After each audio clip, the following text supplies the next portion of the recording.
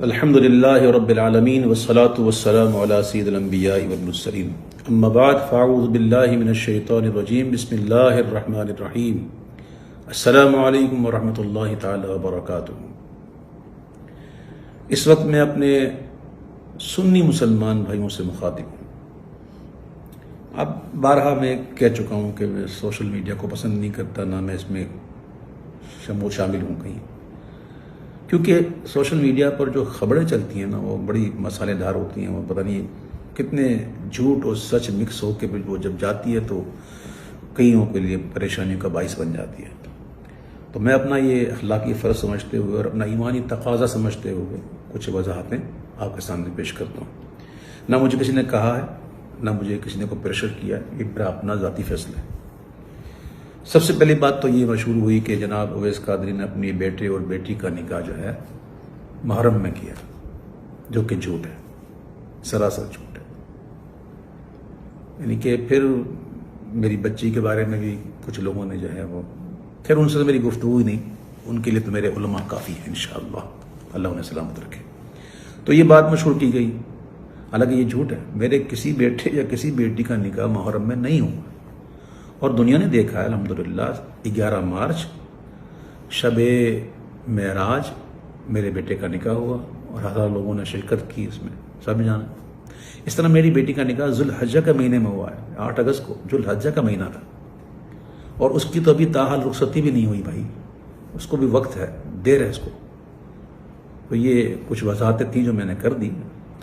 البتہ یہ تھا کہ میرے بیٹے کا جو ولیمہ تھا نا، وہ تاریخ تھی 2 اگست۔ یہ میں آپ کے سامنے کارڈ پیش کر رہا ہوں، یہ تاریخ، یہ کارڈ دیکھ سکتے ہیں، اس میں لکھا ہوا ہے 2 اگست۔ لیکن 2 اگست کو کیا ہوا تھا؟ لاک ڈاؤن پورے کراچی میں، سب کچھ بند، کاروبار بند، مزارات بند، اسکول کالج سب بند، ہال بند، یہ سب کوئی ڈھکی چھپی بات نہیں، سب بند ہو گئے تھے۔ تو یہ ہمیں کینسل کرنی پڑی۔ تو یہ ہے کارڈ کی سر ورق، جس پر ہم نے یہ یوں اسٹیکر لگایا تھا، یہ یوں، ٹھیک ہے۔ اس کے اندر پھر کارڈ ہے، اور وہ کارڈ بھی آپ کو دکھائی دوں تاکہ ان لوگوں کی زبانیں بند ہوں جو معاذ اللہ مجھے کہتے ہیں میں نے، معاذ اللہ سما معاذ اللہ، مجھے کہہ رہے کہ میں نے جان بوجھ کر جو ہے وہ اس مہینے میں رکھی ہے۔ استغفر اللہ ربی من کل ذنب واتوب الیہ۔ یہ دیکھیں، یہ کارڈ نیا چھپا ہے۔ ہر کارڈ جس کو میں نے کارڈ کیا، اس کارڈ کے پیچھے ایک کارڈ ہے، یہ دیکھیں، یہ پرانے کارڈ ہے۔ اس میں دیکھیں کیا تھا، سنڈے 2 اگست، یہ نظر آ رہا تھا۔ پر یہ تو ہو گئی بات، یہ تاریخ تو میں نے پہلے کی رکھی تھی۔ اب یہ جناب 13 اگست کو کیسے ہوئی؟ تو بات اصل یہ بھائیوں، کچھ ایسے حقائق ہوتے ہیں جو لوگوں کو نہیں پتا ہوتا، جو قریبی ہوتے ہیں نا ان کو پتا ہوتا۔ کچھ مجبوریاں ہوتی ہیں۔ اب لوگ کہیں گے کیا مجبوریاں ہوتی ہیں؟ تو میرے بھائیوں، میں اس موقع پہ یہ دعا کروں گا کہ اللہ تعالیٰ آپ کو ایسی مجبوریوں سے بچائے۔ کسی کے ساتھ بھی ہو سکتا ہے، کسی کے ساتھ بھی ہو سکتا ہے۔ میں الحمدللہ جانتا ہوں کہ وہ کام جو اگرچہ جائز ہو لیکن فتنے کا باعث بنے تو اس سے بچنا ہی احوط ہے، میں جانتا ہوں۔ اور میں یہ بھی جانتا ہوں کہ یہ مہینہ کون سا ہے، اس مہینے میں کیا ہونا چاہیے۔ یہ جو کچھ میں نے کیا ہے، یہ کوئی مستحسن سمجھ کے نہیں کیا ہے، یہ ایک اضطراری کیفیت تھی، اضطراری حالت تھی، اختیاری حالت نہ تھی۔ لاک ڈاؤن ہوا، لاک ڈاؤن کے بعد بھی، عاشورے کے بعد بھی کوئی یقینی صورتحال تو تھی نہیں اس کی۔ اور ہال کا پتہ آپ کو کیا معاملہ ہوتا ہے کہ وہ ہال جو ہے وہ تاریخوں پر چلتے ہیں، تاریخیں ہیں ہی نہیں، کیا کرے بندہ۔ تو وہ پھر مہمان آئے ہوئے ہوتے ہیں، کئی باہر ممالک سے آئے ہوتے ہیں، جن کے جانے کا مسئلہ ہوتا ہے، جن کی ٹکٹوں کا مسئلہ ہوتا ہے۔ اور آج کل جانتے ہیں آپ یہ جو ٹریول کا معاملہ کیسا الجھا ہوا ہے، سیٹیں کہاں ملتی ہیں، کس طرح ملتی ہیں، یہ بڑے معاملات ہوتے ہیں۔ تو یہ ایک ایسی کیفیت میں یہ کی گئی ہے۔ اس کے باوجود الحمدللہ، یہ میں بتاؤں الحمدللہ کہ ہمارے یہاں، میرے یہاں الحمدللہ شادی میں گانے باجے، ناچ ڈانس، پارٹیاں یہ نہیں ہوتی، چاہے محرم ہو یا نہ ہو۔ الحمدللہ میں امیر اہل سنت مولانا محمد الیاس عطار قادری کا تربیت یافتہ ہوں، ان کی صحبت میں رہ چکا ہوں، اللہ کا شکر ہے۔ ہمارے یہاں یہ چیزیں نہیں ہوتی۔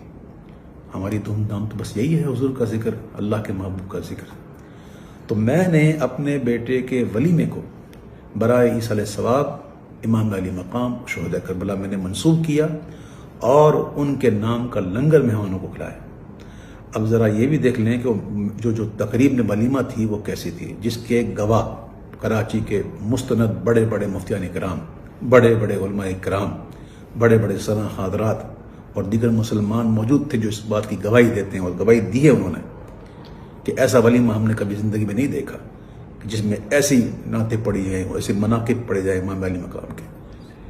مغرب کی نماز با جماعت ادا کی گئی اور پھر 1 گھنٹہ پورا الحمدللہ 1 گھنٹہ سوا گھنٹہ ہم نے عشاء کا وقت شروع ہونے سے پہلے تک ہم نے یہ سلسلہ رکھا، سلام پڑھے گئے، مناقب پڑھے گئے، دعائیں کی گئیں اور پھر عشاء کی نماز با جماعت ادا کی گئی شریعت کے مطابق، اور پھر تمام مہمانوں کو جو ہے وہ لنگر حسینی کھلایا گیا۔ اور ایک اور بات بتا دوں کہ اس محفل میں میرے بیٹے کا سہرا بھی نہیں پڑھا گیا۔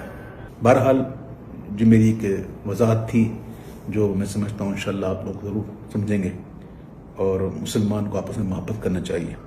اس کے علاوہ سوشل میڈیا پر کچھ چاہنے والوں نے میری حمایت میں جو ہے وہ بڑے بڑے دلائل پیش کر دیے، یہ کر دیے، وہ کر دیے۔ تو بھائی میں یہاں جائز ناجائز کی تو بات کرنا ہی نہیں بیٹا، نہ مجھے اس میں الجھنا ہے۔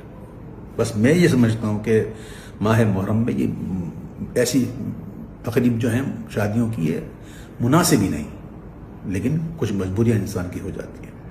ہر سنی کا دل امام علی مقام کی محبت سے لبریز ہے، اور کربلا میں جو ان کے ساتھ ظلم و ستم ہوا اس پر دل مغموم ہے، اور یہ دل مغموم صرف محرم میں ہی نہیں ہوتا، یہ جب بھی ان کی یاد آ جائے۔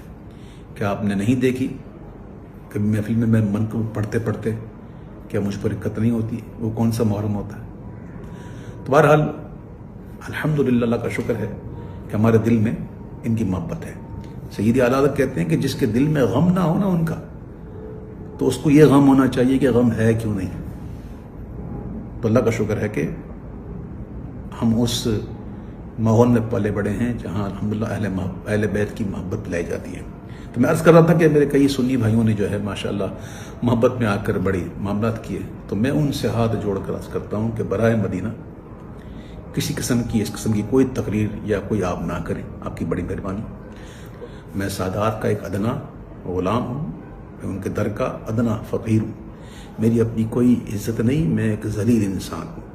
میری جتنی عزتیں ہیں سب ان کے نالین کے صدقے میں، حضور کے نالین کے صدقے میں۔ تو سادات کرام یقیناً اس قسم کی جو بناوٹی خبریں سن کر ان کے دل پر تو ناگوار گزرا ہوگا، اور انہوں نے جذبات میں آ کر باتیں بھی کی ہوں گی، ان کا قصور بھی نہیں ہے اس میں۔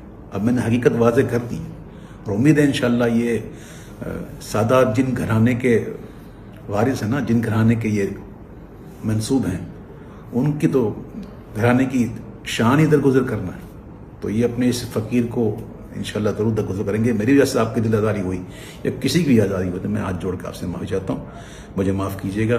میرا حال اور میرا مستقبل جو ہے، میرا جو ماضی ہے وہ آپ جانتے ہیں کہ میں کس ماحول کا پلا بڑا ہوں، الحمدللہ رب العالمین۔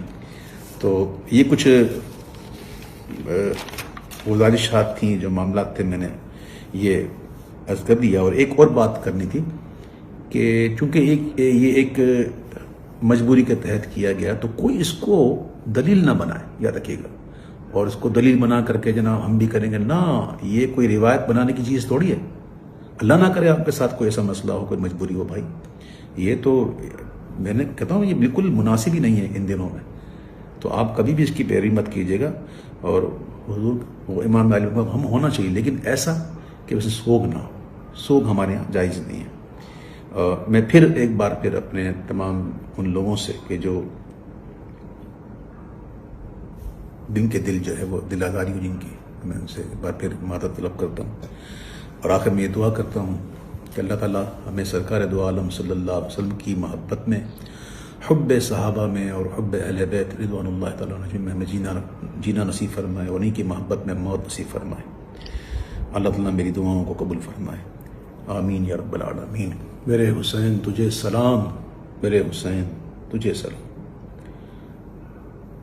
انہیں سلام منور یہ چاہتا ہے جی، تمام عمر لکھوں اور نہ ہو تمام سلام۔ السلام علیکم ورحمۃ اللہ وبرکاتہ۔